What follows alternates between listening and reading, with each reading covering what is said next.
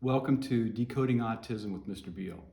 Today we're going to talk about what to do after your child experiences a meltdown. So, how do I know why this is so important? My name is James Beal and I have more than 14 years of experience teaching children with autism and emotional disabilities. And I've been involved in hundreds of crisis situations in my career. And believe me, I'm not exaggerating. So let's get started. In my last video, we talked about dealing with meltdowns. If you haven't watched the video on how to handle meltdowns, I suggest you watch it, and I put the link in the description. So I want to review the cycle of escalation. So remember, this is commonly used to explain emotion and behavior before, during, and after a crisis. So the different stages are 6 different stages. So stage 1 is your normal or typical behavior. Stage 2 is the escalation. Stage 3 is that crisis. Stage 4 is the de-escalation. Stage 5 is the post-crisis, and stage 6 is that return to baseline or the normal or typical behavior. So I put a link that describes the cycle of escalation for more detailed description or for review. So remember that during the crisis or meltdown phase, we focused on 4 things. So the 4 things that we focused on: number 1, simple language, using few or no words. Number 2, keeping your child safe. Number 3, have one person stay with your child and wait quietly until the meltdown is over. And then 4, look for physical and verbal signs that your child has calmed down. So keep these in mind because this is relevant for processing after the meltdowns that we're going to talk about in just a minute. So what we do after the meltdown is extremely important. But unfortunately, it's an area that's often overlooked or thought to be unnecessary, frankly, even in school environments. But there are best practices that we can use, and you don't have to be an expert to use them. And these are very, very effective tools. So why do I feel that after the meltdown is extremely important time? Professionals call this return to baseline phase, or more commonly, processing. This is where a professional or a clinician processes or goes through what happened. So I'll tell you up front, we're going to keep this simple.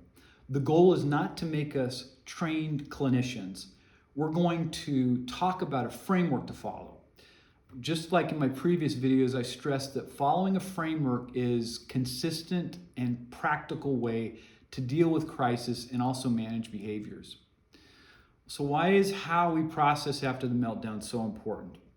The reason it is because your child is learning one way or the other through this process. The question is, are they learning productive behaviors or unproductive behaviors? So let's let that sink in for just a minute. Now, I want to review the 3 functional levels of autism before we move on to the different stages of how to process after the meltdown. So the 3 functional levels of autism. So level 1 are students or children that are, they require some supports, but they have difficulty initiating social conversations. They have difficulty organizing and problem solving. At level 2, students require a little bit more support. They have problems with social interactions, communications, and also organizing and problem solving. At stage 3, children and students at this level require much more support. There's usually severe difficulties in verbal and nonverbal communication.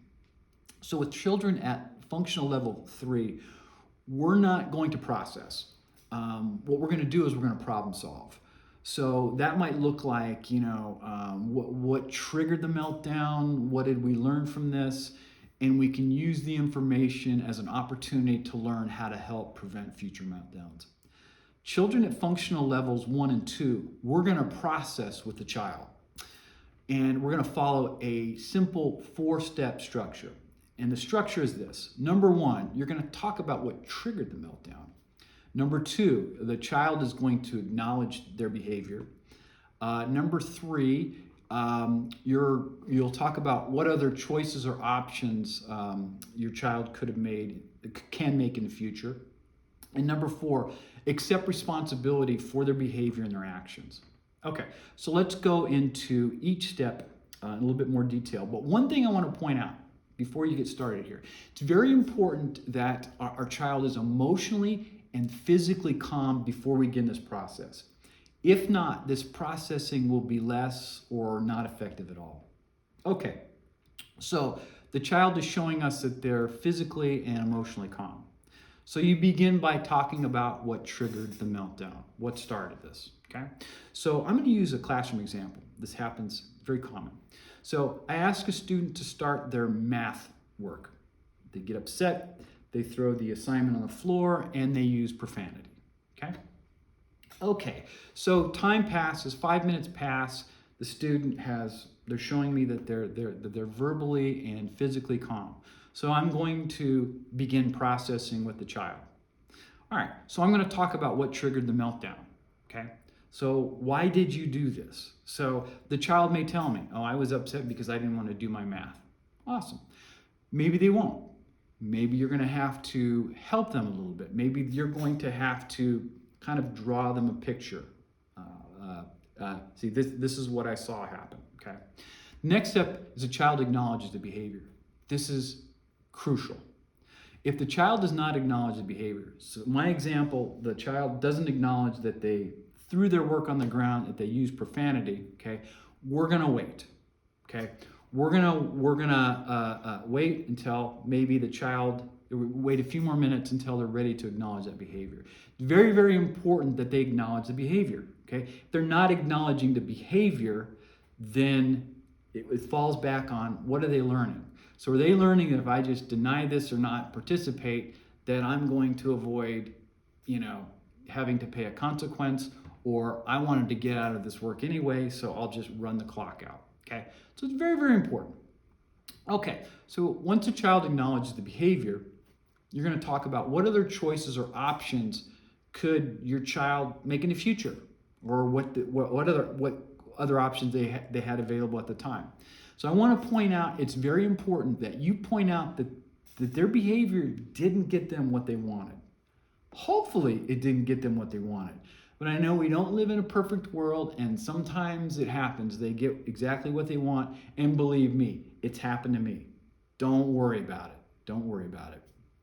So number 4, accept responsibility for behaviors and actions. Okay. So this is very important. So in my example, what that might look like is there's 2 parts to this. A, pick up the work that they threw on the floor. And then the other part is they have to finish the work, okay? Because, they didn't want to do the work. So if they don't have to do the work, then they're kind of getting what they wanted in the first place, okay? So it's very important that they're going to finish their work. And maybe there's a third part here. Maybe it's appropriate that the student, apologizes for using profanity. What this might look like in the home, let's say that the child had a meltdown and they threw something on the ground, okay? So after the meltdown is over, you're processing. Accepting responsibility for their behavior might look like they go and they picked it up off the floor and put it back where it belongs, okay? Resist the temptation like it's no big deal, I'll just pick it up. No, whether it's a small thing or a big thing, it's very important that they go through the process of picking that object up. Now, it could be more severe. Let's say they trash their bedroom and they have to go in and they have to clean their bedroom up. The only thing to keep in mind is safety. So let's say they there's broken glass and it's taking a while to process, so it's not really appropriate. You don't want broken glass there because it's a safety issue. Or maybe your child, they just don't have the skills to clean up glass. Okay, use your judgment. Safety wins out on everything. Okay, so following these 4 simple steps is going to be a very, very effective tool for me. Okay, so what if you're thinking, is this really necessary, or am I just glad the meltdown's over, so let's move on? So remember, our children are always learning. So what are they learning from this? Let me know in the comments whether or not you have a discussion with your child after a meltdown. Also, if you're interested in this type of content, please let me know in the comments also.